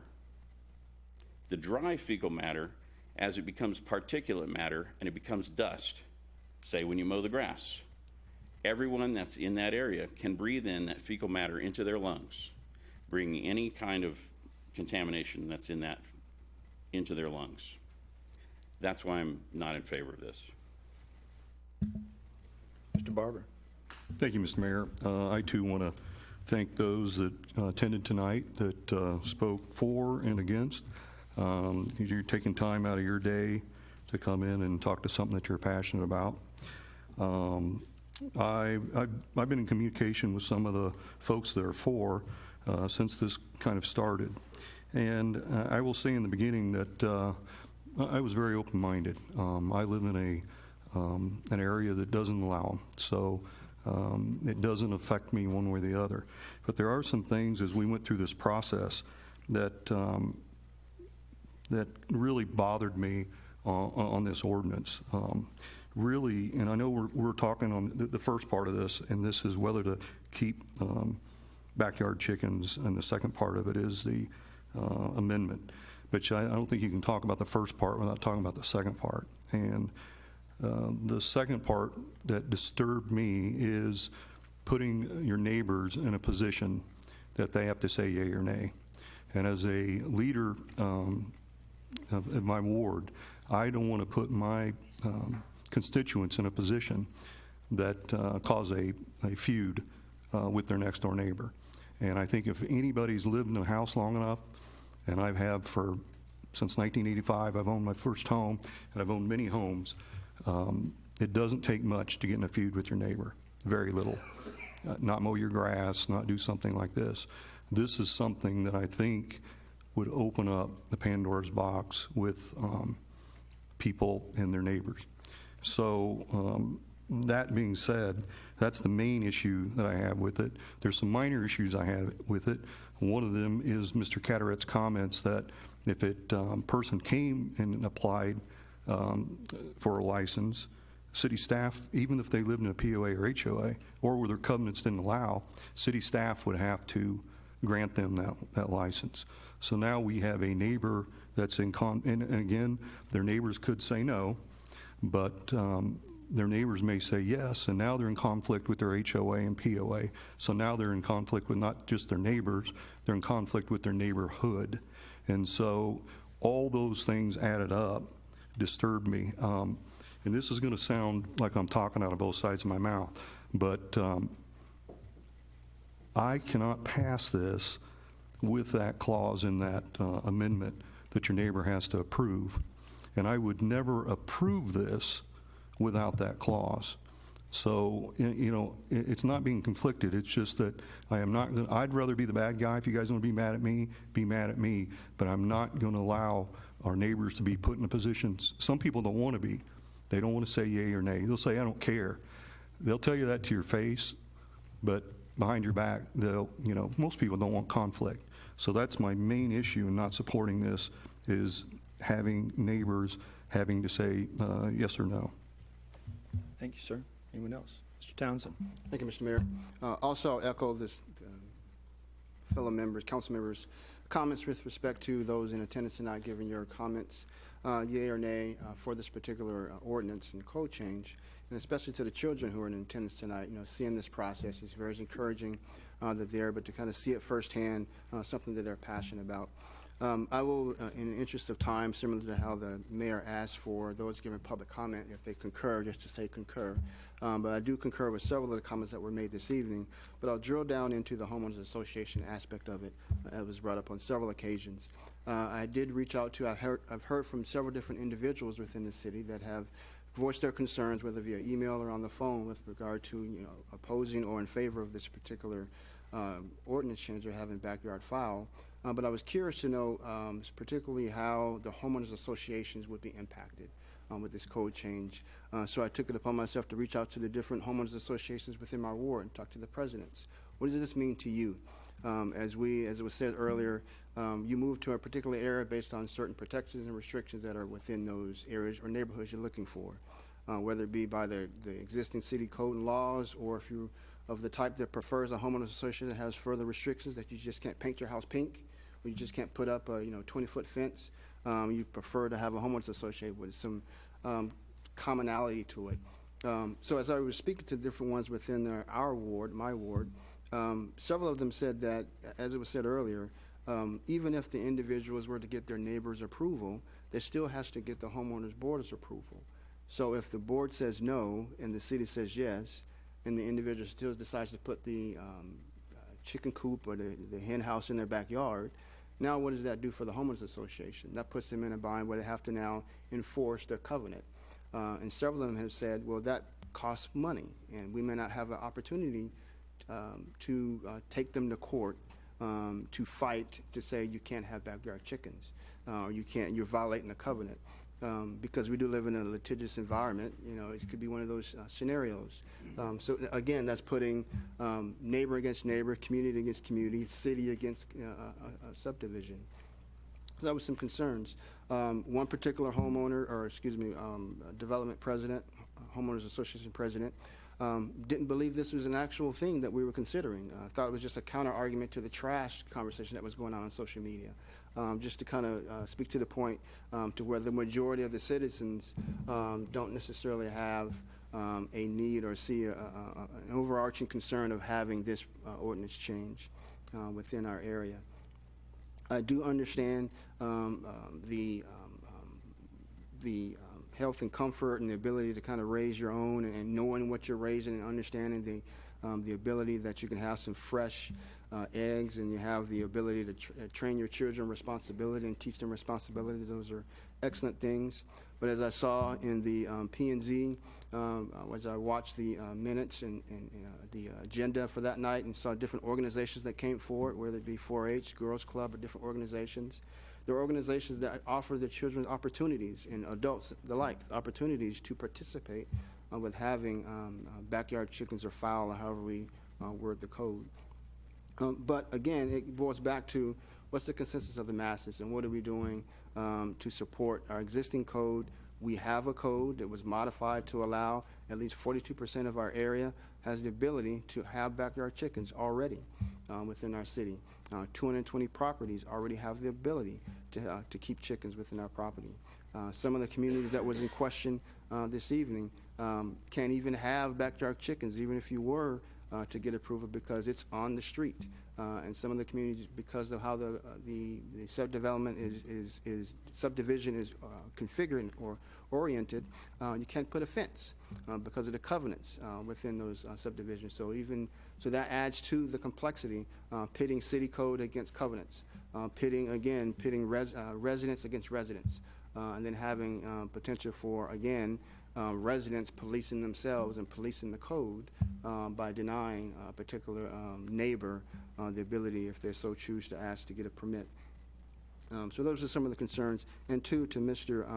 Burke's comment earlier, one of the homeowners association presidents also let me know, with respect to her, as being having backyard chickens and having chicken pens and coops, getting some respiration issues behind those chickens based on the dust and things, as she later found out in life. That was the cause of her illness, was from that. So I understanding the need and seeing this is coming before council several times, and before seeing P&Z several times, it's a minority group that has the concern in favor of this, with the majority, whether it has been spoken to on the citizen surveys, various other mediums, whether it be the community conversation, to give us their input, or just in random conversations with different individuals. I don't see the overarching need through the entirety of the city to have the augmentation of our code to allow it on smaller lots. Thank you, sir. Thank you. Anyone else? Mr. Circo. Thank you, Mr. Mayor. Yeah, I kind of hear Mr. Townsend, Mr. Barber, Mr. Holman. Yeah, you know, there's some things here that I would be worried about too. You know, when you have all your residents, people, your neighbors going to vote yes, people move all the time. Then they move and a person comes in who's adamantly against it. You have a chicken coop, you have your chickens 4 years in, everything's going well. He comes to the city, says, I'm moving here, I don't want chickens. And the city says, here's our code. Well, if I say no, they can't have them. Yeah, I may say no. There should be so much diversity of the neighbors and a battle, because I can't see those neighbors uplifting their coop and their chickens and getting rid of them because their new neighbor came in and said, I'm not going to do it. Here's the code, and I can say no, and you're out. That would be create a, you know, the old Hatfield-McCoy battle within the city. And the city, you know, we're 80, 85, 90% of continuity in Raymore. People love each other. They love this city. 100% for our police department. This is a great community, and I'd hate to start tearing it down and be so diverse over an issue like this about the few who really, and I understand, I read this thoroughly, and they got good points. The people here on the left, and I thank you for coming in. You got great points, but again, there's some problems, again, you know, with some of the codes and what we do, and I like to, it says keeping a fowl. I don't see us changing the name. That's how it was presented, keeping a fowl, and I prefer to keep it that way for one. But I've talked to a lot of people in Ward 2. I've talked to them, I've seen them in the stores, walking on my streets, my neighbors, and in my consensus, I know there was a number that Sarah brought to me that were in Ward 2 who would prefer that, but I've got a lot more who says we would not want that. We do not want that in our community. We don't live here to have chickens 2 houses down or whatever we have no control over. So again, as I chimed here, the many can have to overweigh the few. And as city leaders, we're elected to do what we feel is best for our community, our wards, and decide on these things that we feel is best for the future of Raymore. So at this point in time, seeing some of the diversity and seeing some of the things that go totally wrong and put the city staff, the city police department, the residents at odds with each other in the future if things like this, and people move all the time. You never know when your neighbor's going to move for work, sickness, family, and the person coming in, you have no control what they want. So there could be so much chaos. So at this time, I agree that at this point, I cannot accept this change. I think we need to leave it as is and move on with that. I think there'd be just too much, it'd be too destructive to try to vote for this thing and create all this havoc in the way I feel it would go forward in the city of Raymore is doing so well, that has such high marks over all the other cities of acceptability and love and caring and positivity within there when we have these reports every few years.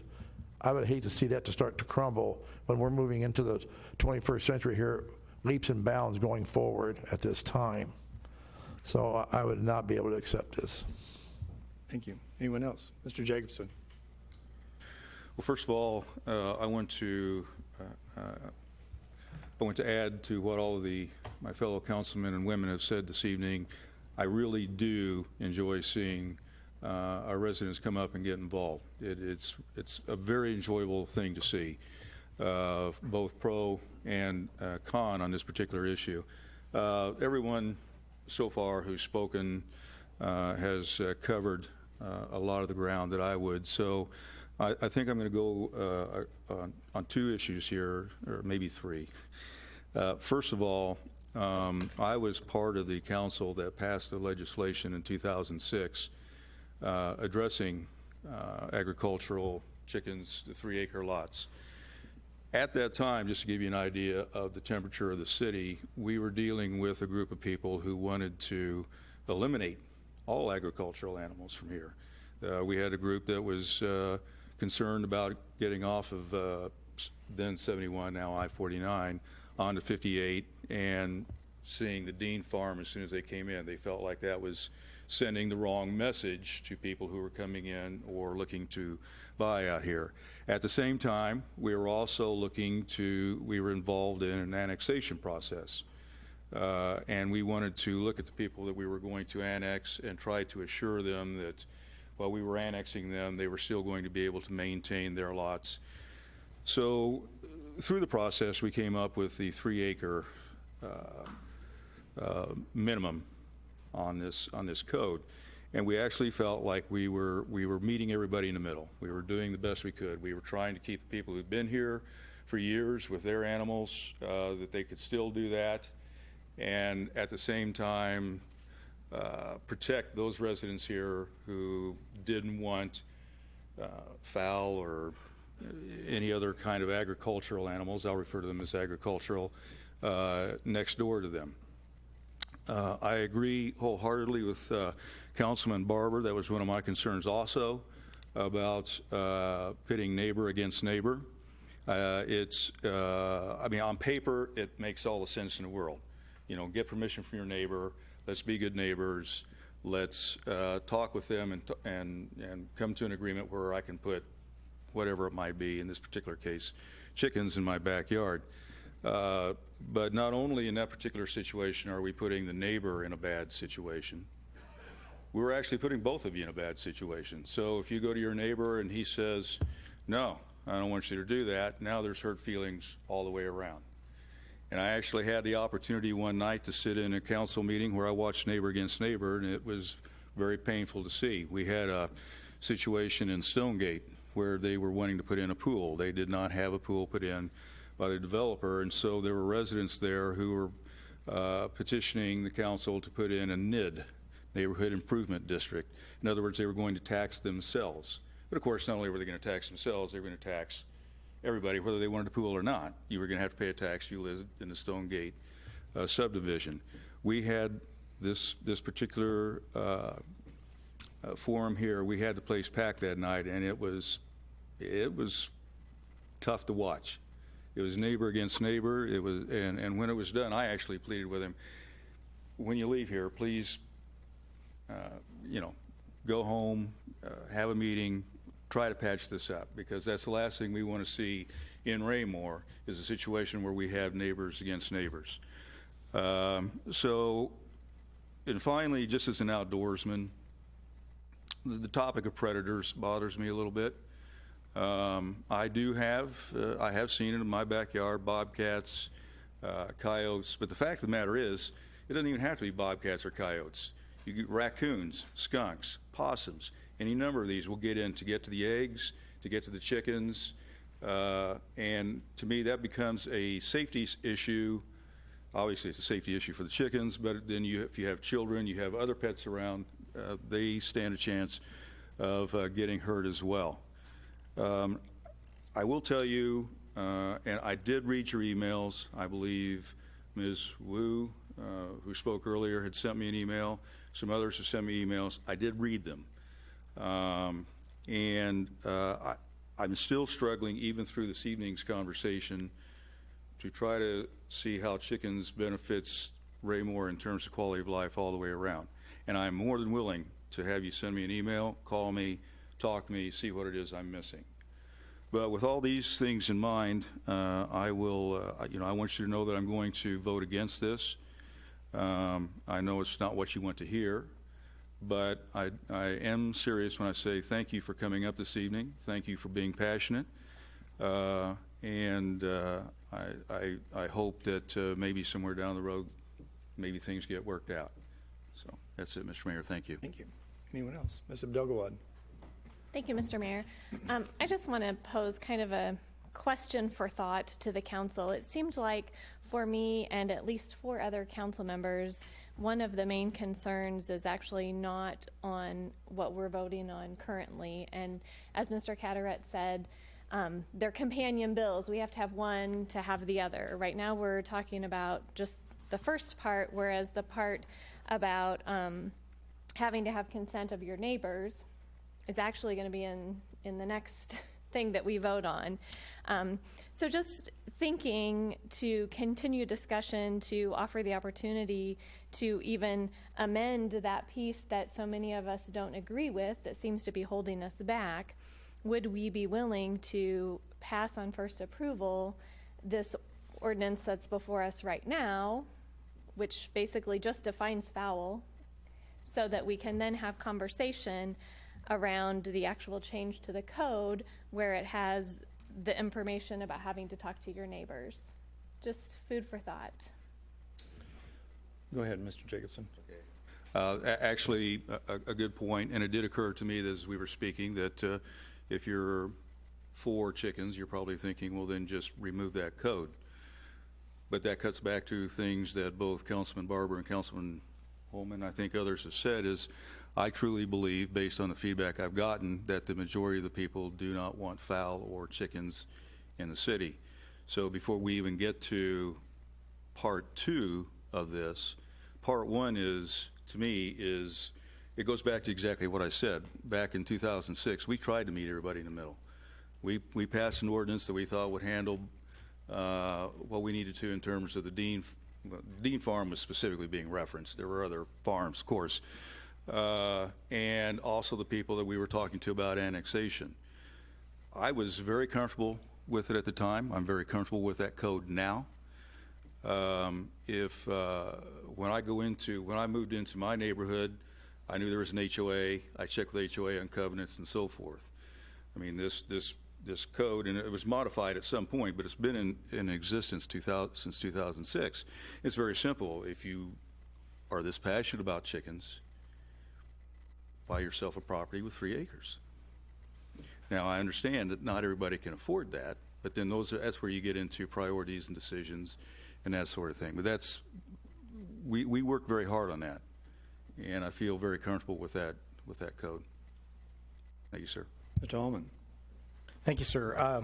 I applaud Ms. Abdulgawad's novel idea. However, my main point, and I still maintain that the vast majority of our citizens do not want this. Therefore, to me, item B is a moot point. It doesn't matter how we write it. The vast majority of citizens do not want backyard chickens based on the feedback that we've given. So I can't support that.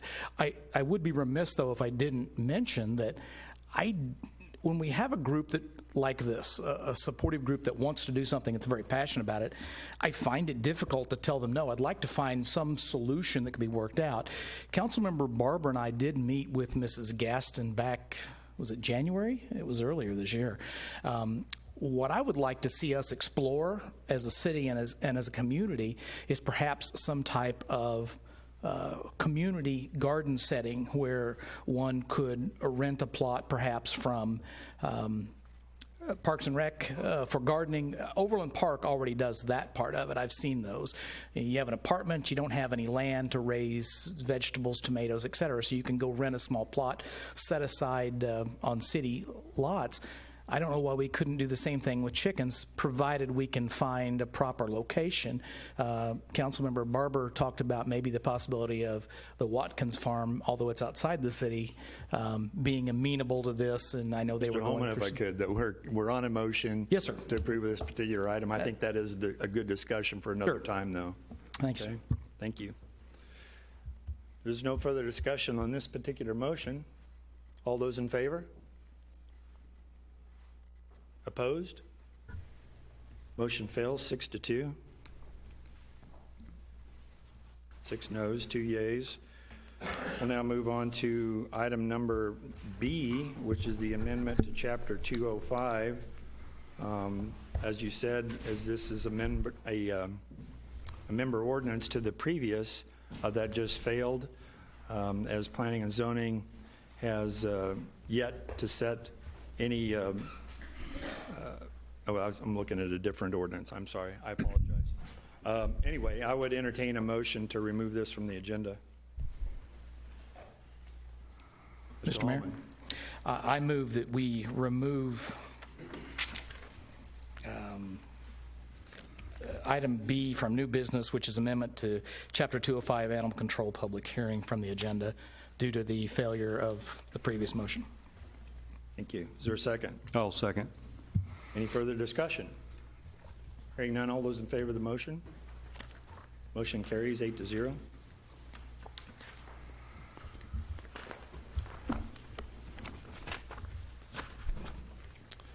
The next item is item C. It was going to require a public hearing on Conway Place rezoning. This is the one I was beginning to refer to. And since Planning and Zoning has not yet met and had their hearing on this particular item, I would entertain a motion to dispose of item C. Mr. Mayor, Mr. Holman. I move that we continue the item C, the Conway Place rezoning public hearing, continue that public hearing to the July 8th, 2019 council meeting. Thank you. Is there a second? I will second. Motion been made and seconded to move this particular item to the July. Mr. Mayor, don't we have to open the public meeting before we can continue it? No, because there hasn't No, been a public it hearing. has not been to the public hearing in front of Planning and Zoning yet. So we can Unlike continue the public hearing? the one that even we though had it's not before been where open? we That's were what we're actually looking for. tabling, that's because Planning and Zoning had already voted on it and had their public hearing. This is a slightly different situation. I'm sorry, Mr. Holman. That's all right. What was your meeting date? July what? What is that? July 8th, sir. July 8th, okay. And there was a second, correct? Mr. Barber? Okay, thank you. Any discussion? All those in favor of the motion? Motion carries unanimously 8-0. And the next item, the same fate? Mr. Mayor? Yes. If you need a motion, I move that we move item D, the Conway Place preliminary development plan, to the July 8th, 2019 council meeting as well. Thank you, sir. Is there a second? I will second. Motion been made and seconded to move this item to the July 8th council meeting as well. Any further discussion? Hearing none, all those in favor of the motion? Motion carries unanimously, 8-0. Can I please have the first reading of Bill 3467 by title only? The first reading of Bill 3467 by title only, an ordinance of the City of Raymore, Missouri, authorizing the city manager to enter into an agreement with Superior Bowen Asphalt Company, LLC, for the 2019 Street Preservation Project, City Project Number 19-333-201, in the amount of $806,488.79, and authorizing the city manager to approve change orders within established budget constraints. Thank you. Is there a staff report? Thank you, Your Honor. I would ask Mr. Kraus to make a staff report on this agenda item. Thank you, Mr. Fearborn, Mr. Mayor, members of the council. What you have before you this evening is a contract with Superior Bowen for our annual street preservation project. The work to be performed is shown on the map that is attached with our council memorandum.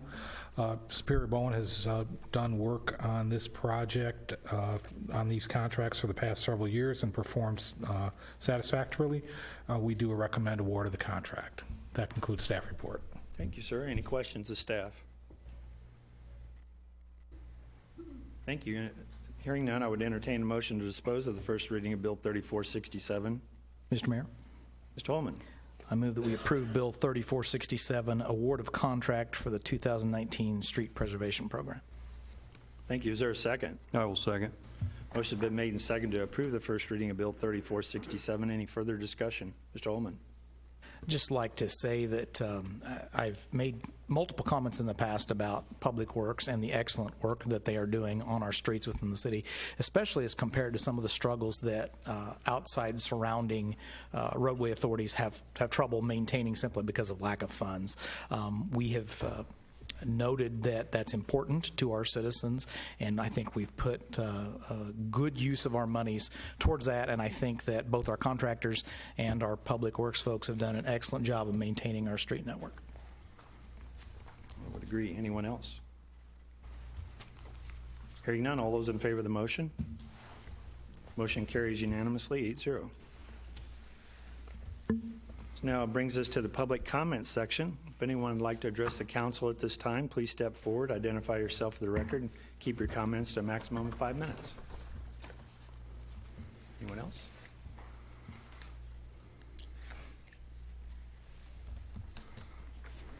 Hi, Sarah Gaston, 400 North Park. It's not much of a comment, it's more of a question. Can I ask an open-ended question to the Not council? really. This is just kind of an address that you Okay. make to this particular body. You can question us all you want to after the meeting. Okay. Okay?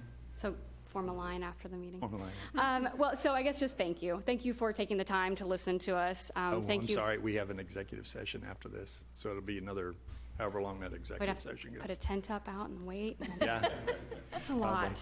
But thank you for your diligence in listening to us. Thank you for the research that you've done outside of here. Thank you for listening to us. Thank you for responding. And I guess I will just make a line afterwards to ask some other questions. But it won't end here. I do have to report back to our coalition, let them know what our vote came to. So we'll just be seeing more and hearing more of you guys in the future. But again, thank you for entertaining us, I guess. Thank you, tonight. Sarah. Thank you. Anyone else? If not, we'll move on to Mayor Council Communication. Mr. Berenson, we'll start with you tonight, sir. Thank you, Mr. Mayor. I'll start off with Hawkridge Park. Great presentation, Nate. Thank you for that. For those up here on the council that alerted the entire town how good the fishing is, those of you that want to fish, you better get out there soon because I think that's going to be fished out. Remind folks that drop off your branches. That's at, is that Hawkridge Park again also? To Hawkridge Park. And then finally on the chicken thing that we briefly discussed tonight for just a few minutes, I would like to thank all those in support and those in opposition for coming tonight and voicing your opinions. I got to work very closely with a lot of those in support of this, and they were, to a person, they were fine people to work with, and I really enjoyed spending time hearing your opinions and working with you. And like Sarah said, I don't expect this group of fine folks to go away. So thank you for all that you've done. Thank you for your passion. I'm sorry that it didn't go your way tonight, but I do expect that who knows what will come in the future. And with that, I thank you, Mayor. Thank you, Mr. Mayor. I was organizing my thoughts. I wasn't ready yet. I'll just take a minute and recognize the Optimist Club. I know they're great to have here in town, and congratulations to the president here and his group who have been around as an Optimist Club for 100 years and our local one for 39. As usual, we have lots of great things in the city, so if anyone tuned in late to watch, the July 4th Spirit of America celebration is this Saturday. It's always an event not to miss, so I wanted to shout that out in case anyone missed that earlier. And then the Arts Commission Sounds of South KC performance also June 27th. At what time was that, Mr. Icky? 7 o'clock. 7 o'clock. Okay, both events start at 7 o'clock. And then finally, I have to share I'm a little disappointed about the vote on the backyard chickens this evening. I really valued that Mr. Catterat said that this ordinance was designed by staff so that they can manage it and enforce it. And even though it wasn't out and out recommended by staff, I felt like that showed that the staff backs this and definitely designed something that they could manage and enforce.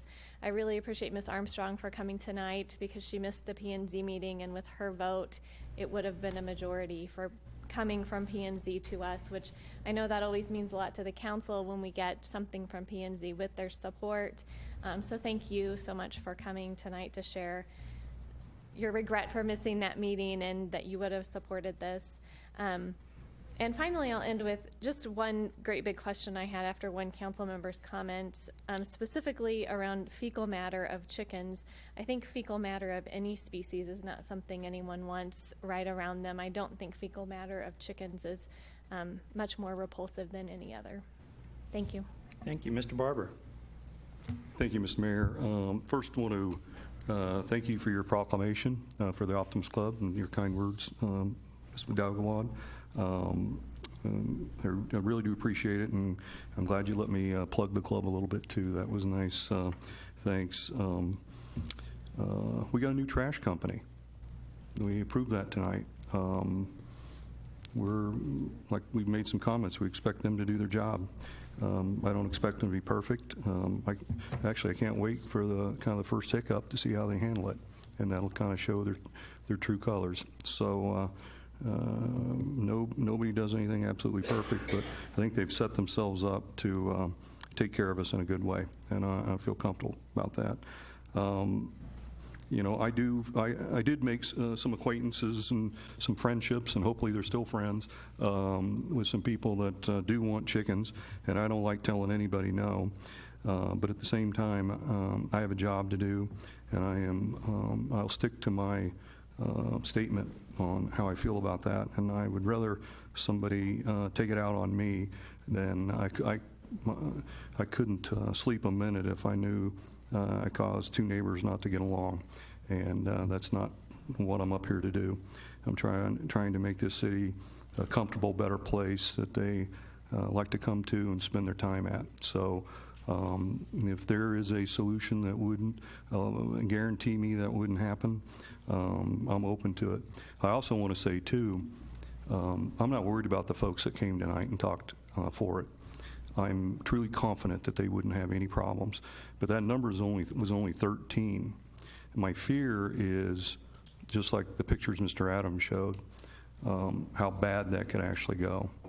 And what disturbed me about that, too, is I saw the pictures in the beginning when we were going down this, and then I asked Mr. Adams to take some tonight, and I didn't see any improvement. When everybody knew, when that homeowner knew, too, that spoke positive about it, that we were going to be talking about it tonight. There wasn't an effort that I could see. In fact, it looked worse to me, and maybe because of all the rain. And that is the part that we have to guard, is that side of it, not the side that's going to, you know, the speed limit sign is not for the people that don't speed. It's for the people that do and cause accidents and hurt other people. So that's what we have to watch. Another thing is, you know, if we could make a resolution and we were confident that everybody would toe the line, I would ask that we make a resolution that we get a little less rain. So, and I don't think that's going to happen. So that's all my comments. Thank you. Thank you, sir. Mr. Holman. Thank you, Your Honor. I would concur with the comments that have been made about the Optimist Club. It's a fine organization. I am not a member, although Councilmember Barber's been after me for quite some time. But if you are unfamiliar with them and you don't read the paper, as Councilmember Barber's pictures in there about every week, they get together 3 times a month. In fact, I think tomorrow at the crack of dawn, they have a light breakfast. They have their business meeting, but they spend the rest of their time. Oh, it's your evening meeting tomorrow. I'm sorry. But they spend the rest of their time giving back to the city. They give out scholarships to graduating seniors. They give bicycles away to kids. We sponsor the bicycle rodeo. I mean, the projects go on and on. They are a true giver back to the community and have been for quite some time, and they are fine, upstanding individuals, both male and female, and both young and old. I attended one of their meetings as a guest speaker one time and was very impressed and continue to be. So I think his argument for me becoming a member, I'm making it for him right now. The second thing I want to say is I want to apologize to those that were here to speak on behalf of or against the Conway Place item. The city, we kind of fell down on that because of the lack of a quorum last time, and you got to come back and go through the process again. It does happen occasionally. I apologize for that, but I do thank you for being here, and we will get through that. And then the last thing I have, I would concur with Ms. Abdelgawad's comments. Thank you to those that were here on both sides this evening. It's how the political process is supposed to be run at its best, to hear from both sides and make a decision, and obviously somebody at the end is not going to be happy. I would make one correction. I don't think, Ms. Abdelgawad, that staff took a position to support this. Mr. Carteret specifically said staff was neutral on this, and that's how the ordinance was written. That's all I have, sir. Mr. Serco. Thank you, Mr. Mayor. I concur on the staff. The staff worked very diligently on this. Mr. Carteret put so much information together, number of pages, and pros and cons to both sides. And I thank you for that, and the city and the staff for what you did. You guys just were a workhorse on this. And without that, we couldn't have had an understanding of what we were even voting on. So I thank you for that. I know a lot of the people know out here who are for and against this, and Sarah and stuff. And of course, sometimes we got to make decisions, and hopefully the young people out there will understand. You'll hear this a lot in life. We agree to disagree. And what that means is sometimes we all live together and disagree on items because we're not always going to be compatible. And all of us are individuals up here, and we have to make our decisions as elected officials on what we truly believe is good for our ward, why we were elected for the people. And I truly believe what I heard from most of my ward, for the majority, was it was a dead bill on the table. They did not want to hear it. They did not want to find out, have it done and passed. And then again, I remember some of my ward too is not HOA. A lot of my ward too have no HOAs, where some people have an HOA to fall back on different things. We don't have HOAs, so we were kind of be left out there. And that's why I think a lot of them were adamant about no, because we're kind of on our own. But again, thank you for coming. I really thank you guys for really putting the effort out, because that's what we need in the city. We are a very connected city from top to bottom, and we want to stay that way as we grow forward. The Hawkridge Park is immaculate. It's looking good. We're putting a lot of effort in. Sad about the rain. We just can't control Mother Nature. But I think it's going to clear up, and we're going to get this thing completed and get it done. But again, chime on some of the other stuff. I think the council did a great job up here on their debating. Quite the Q&As back and forth to get their ideas out and why they would vote yes or no on an item. And that's what it's all about. Again, we're all separate individuals, but we do work together as a body up here. We are very good together as a body. And sorry, some people won't win, some people do. It's just life. But at this point in time, I just feel very happy that things went the way they went for my people, for Ward 2, and we'll see what the future holds, and we'll move on. But that's all I had to say. Thank you very much. Thank you, Mr. Burke. Thank you, Mr. Mayor. Wanted to give congratulations to the Optimist Club. Joe O'Neill was my sponsor to be in the Optimist Club, and he worked on me for probably 7 or 8 years, and finally just handed me a list. Here are all the things, here are all the organizations we give money to from our members giving their money. And I looked through the list, and I'm like, well, if I could give to 25 different places, these would be all the lists, the things that I would want to give to, Scouts and 4-H and so on for kids, scholarships. As a teacher, I think what they do helps our community, and I've seen generations of, I've been here long enough teaching that I have one of the children that won a bike last year, both of the parents were people that I coached in soccer, and now their children are little soccer players, so I was pretty impressed. But I wanted to say, Joe O'Neill's sponsor is Don Shull, so I feel like that it's an organization that has been deeply rooted in our city, and it's one of the aspects of our city that makes it special. This is a few weeks ago, when I went to Rec Park, they were working on the dredging, and I was really impressed that the company that we hired had this really thick plastic, I think it was plastic, but material in the ground that was protecting the ground from the actual work that was being done. So while they were working to improve that pond, they were not ruining the bank as much as they could have been with that heavy equipment. And that was something I don't think that we looked at or had any understanding that they were doing as far as our voting members. But I was very impressed with that. That was well thought out. Last thing I wanted to say, I wanted to thank my son. In the last 9 o'clock last week, after our meeting was over, I got in the car with my family and we drove to South Dakota. And we spent about 36 hours in the car between last Monday night and this Monday night. And I wanted to let you know that they would have wanted to stay a lot longer on vacation, but it's my commitment to be here for these meetings. And we were in a situation yesterday where the car was literally traveling sideways down the highway and my son was at the wheel. And I'm like, don't do, and I said 3 things like don't, and we didn't die. And no other cars were there. I mean, I looked up, I was kind of dozing off sitting next to him, and I looked up and there was a semi going this way and another car going this way and another car going this way, and we survived. So, but we did get to see Mount Rushmore, and that was pretty awesome for our family. Thank you. Mr. Jacobson. Well, I'm going to echo all the comments about the Optimist Club. That's amazing, 100 years, locally 39 years, and they do amazing work here. I've known several of the people over the years. You mentioned Mr. Scholl, and so I know they do great work, and they help a lot of different organizations. So congratulations to them. I also wanted to thank staff on the limb drop-off. I had a chance to check on, happened to be on Facebook, and someone was asking right away, where are we going to drop off our limbs? And I was interested too, because I have a willow tree that took it on the chin. And right away I see Mr. Inky answering. I mean, it seemed like it was just right away, to me anyway, so that was impressive. Thank you for that. Thank you guys for being on top of that. I want to encourage everybody to get out and enjoy the Spirit of America this Saturday.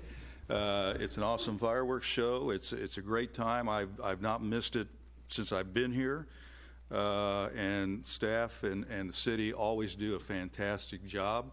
And with that, I don't believe we have a meeting before the 4th of July, so I want to wish everybody a happy 4th of July. Get out, enjoy it, have a safe one, enjoy the freedoms that this country provides, including being able to come up in front of your local government and ask for certain codes changes that you want. I think that's important. And so also for the veterans, in particular, I would like to wish them a happy 4th of July as well. Thanks, sir. Thank you. Mr. Townsend. Thank you, Mr. Mayor. I wanted to also thank everyone in attendance tonight who came forward. Thank the council and the staff. But I just want to summarize my comments by just reading the Optimist Creed. That was something that was brought up. The Optimist Club obviously had this proclamation tonight.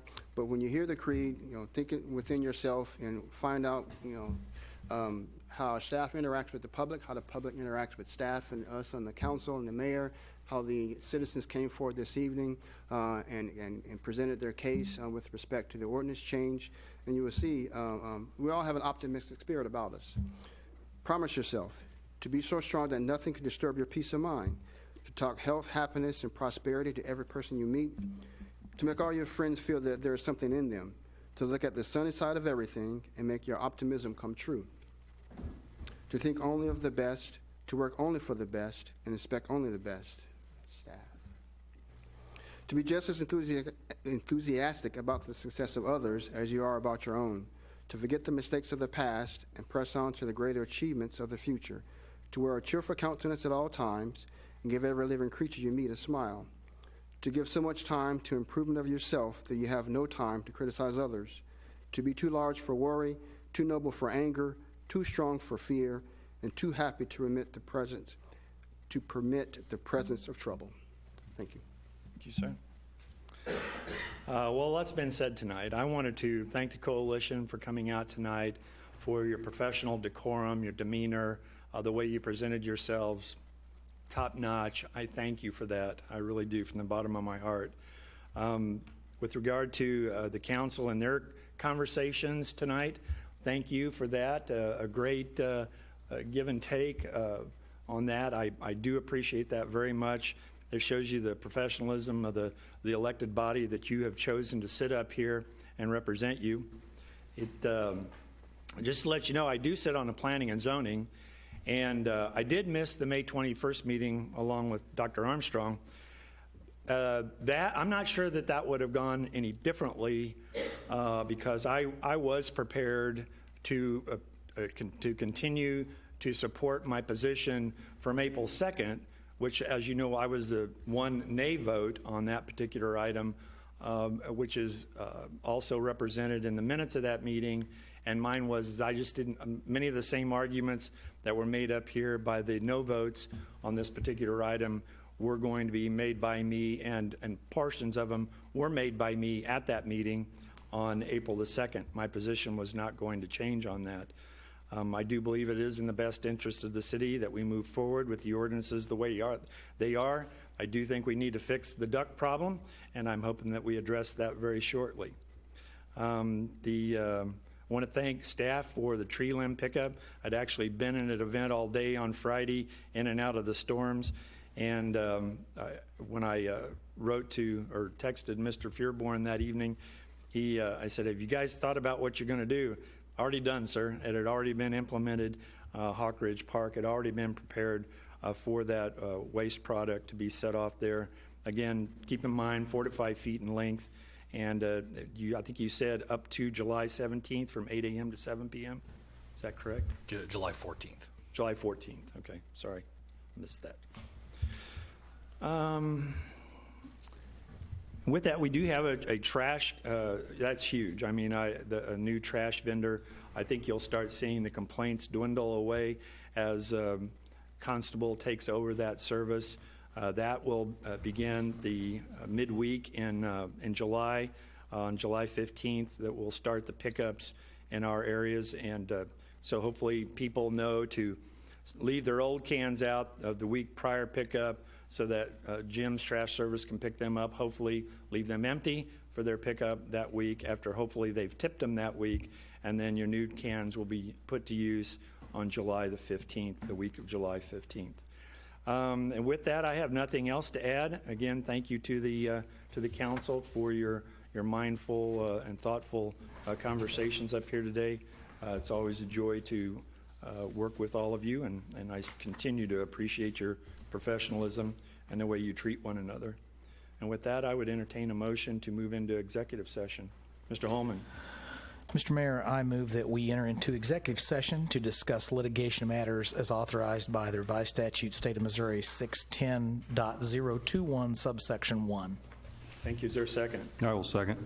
Motion's been made and seconded to move into executive session. Could I have a roll call? Councilmember Abdelgawad? Yes. Councilmember Barber? Yes. Councilmember Berenson? Yes. Councilmember Burke? Yes. Councilmember Serko? Yes. Councilmember Holman? Yes. Councilmember Jacobson? Yes. Councilmember Townsend? Yes.